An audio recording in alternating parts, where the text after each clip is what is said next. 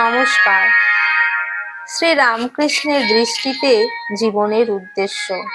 স্বামী ভূতেশানন্দ। জীবনের গোড়াতেই লক্ষ্য বস্তু স্থির করে নেওয়া দরকার। ঈপ্সিত বস্তু সম্বন্ধে স্থির সিদ্ধান্তে উপনীত হবার আগে একটু চিন্তা ভাবনা করা প্রয়োজন।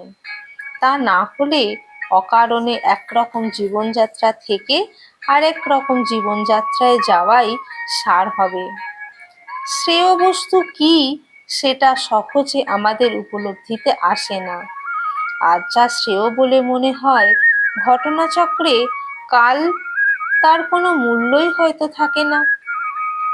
তাই প্রথমেই বিচার করে দেখতে হবে আমরা কি চাই, কি পেলে যথার্থ সুখী হব।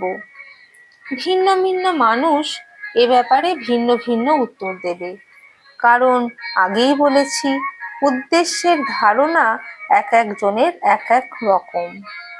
একজনের সঙ্গে আরেকজনের আদর্শের প্রায়শই মিল হয় না। জীবনের লক্ষ্য স্থির করা এক মুহূর্তের ব্যাপার নয়, এর পিছনে রয়েছে ব্যক্তিগত রুচি, প্রবণতা, সংস্কারকৃত কর্মফল ইত্যাদি। তবে সাধারণ মানুষের ক্ষেত্রে মহাপুরুষদের জীবনী, আদর্শ, উপদেশ জীবনের লক্ষ্য নির্ধারণে বিশেষ সাহায্য করে। এ যুগে শ্রী রামকৃষ্ণ হচ্ছেন সেই মহান পুরুষ যিনি এক কথায় সকলের জীবনের উদ্দেশ্য ব্যক্ত করেছেন। বলেছেন জীবনের উদ্দেশ্য ভগবান লাভ। অবশ্য যারা এ বিষয়ে সচেতন নয় তাদের পক্ষে প্রথমে এই উক্তির তাৎপর্য বোঝা সম্ভব নয়। তাৎক্ষণিক লাভ, আপাত রমণীয় বিষয়ে তাদের মন ব্যাপৃত থাকায় জীবনের কোনো বিশেষ উদ্দেশ্যের কথা তাদের ভাবনাতেই আসে না। কিন্তু আমরা যারা শ্রী রামকৃষ্ণের আদর্শ অনুসরণ করতে চাই তাদের মনে রাখতে হবে জীবনের চরম ও পরম লক্ষ্য ভগবান লাভ। ছোট শিশুকে তার লক্ষ্য সম্বন্ধে জিজ্ঞাসা করলে সে বলবে সে দাদার মতো বা বাবার মতো বড় হতে চায়। কিছুদিন পরে সেই শিশুই যখন কিশোর হবে, যুবক হবে, তখন তার লক্ষ্য পরিবর্তিত হবে। সে চাইবে কর্মজীবনে প্রতিষ্ঠা লাভ করতে, হয়তো ডাক্তার, ইঞ্জিনিয়ার কি আইনবিদ হবে।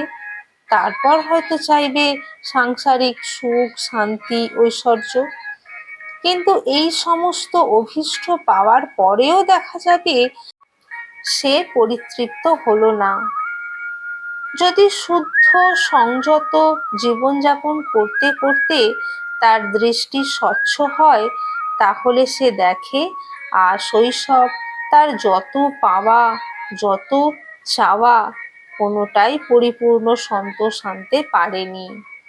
তার জীবনের লক্ষ্য ওগুলির কোনোটাই নয়, এ সবই খণ্ড খণ্ড প্রাপ্তি। ওই স্বল্প প্রাপ্তিতে সুখ লাভ হয়নি।